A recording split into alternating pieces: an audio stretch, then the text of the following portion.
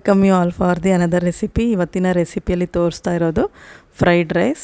ಇದನ್ನು ಮನೆಯಲ್ಲೇ ತುಂಬ ಈಸಿಯಾಗಿ ಮಾಡ್ಕೋಬೋದು. ಸೊ ಇದಕ್ಕೆ ಮೊದಲನೇದಾಗಿ ಪ್ಯಾನ್ಗೆ ಸ್ವಲ್ಪ ಆಯಿಲ್ ಹಾಕೋಬೇಕು. 3 or 4 table spoon of oil. ಅದಕ್ಕೆ ಸ್ವಲ್ಪ ಸಣ್ಣದಾಗಿ ಹೆಚ್ಕೊಂಡಿರೋ ಗಾರ್ಲಿಕ್ ಮತ್ತು ಜಿಂಜರ್ ಅಂದರೆ ಬೆಳ್ಳುಳ್ಳಿ ಮತ್ತು ಶುಂಠಿನ ಹಾಕಬೇಕು. ಅದಕ್ಕೆ ಸ್ವಲ್ಪ ಫ್ರೈ ಆಗ್ತಿದ್ದಂಗೆ ಅದಕ್ಕೆ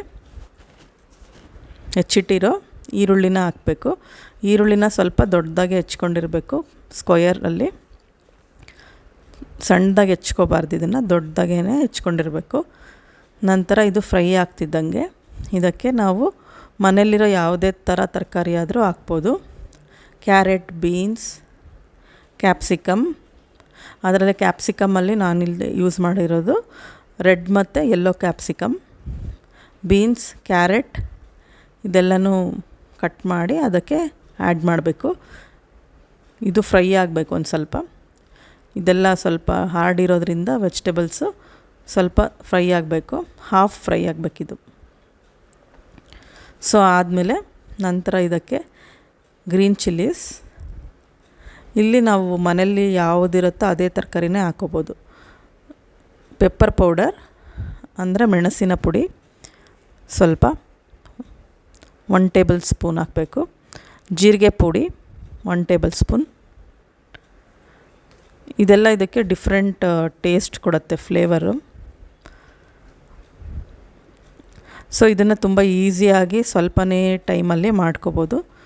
ಇವಾಗ ಜಾಸ್ತಿ ಟೈಮ್ ಇಲ್ಲ ಅಡುಗೆ ಮಾಡೋಕ್ಕೆ ಅಂತಂದರೆ ಈ ಥರ ಈಸಿಯಾಗಿ ಮಾಡ್ಕೋಬೋದು.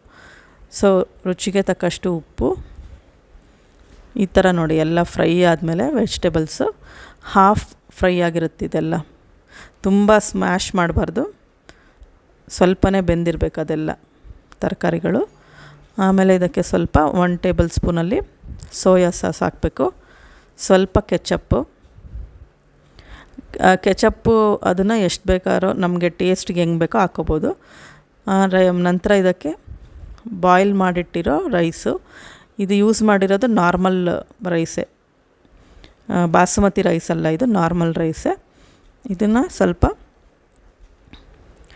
ಬಿಡಿಬಿಡಿಯಾಗಿರಬೇಕು ರೈಸು, ತುಂಬ ಮೆತ್ತಗೆ ಬಾಯ್ಲ್ ಆಗಿರಬಾರ್ದು.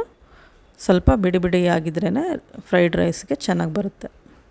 ಸೊ ನಂತರ ಇದಕ್ಕೆ ಸ್ವಲ್ಪ ಕಟ್ ಮಾಡಿಟ್ಕೊಂಡಿರೋ ಕೊತ್ತಂಬರಿನ ಹಾಕಿ ಇದೆಲ್ಲ ಕಲಸಿದರೆ ಫ್ರೈಡ್ ರೈಸ್ ರೆಡಿಯಾಗುತ್ತೆ. ತುಂಬ ಈಸಿ ಆ್ಯಂಡ್ ಟೇಸ್ಟಿ, ಸ್ವಲ್ಪನೇ ಸಮಯದಲ್ಲಿ ರೆಡಿಯಾಗುತ್ತೆ. ನೀವು ಟ್ರೈ ಮಾಡಿ. Thank you.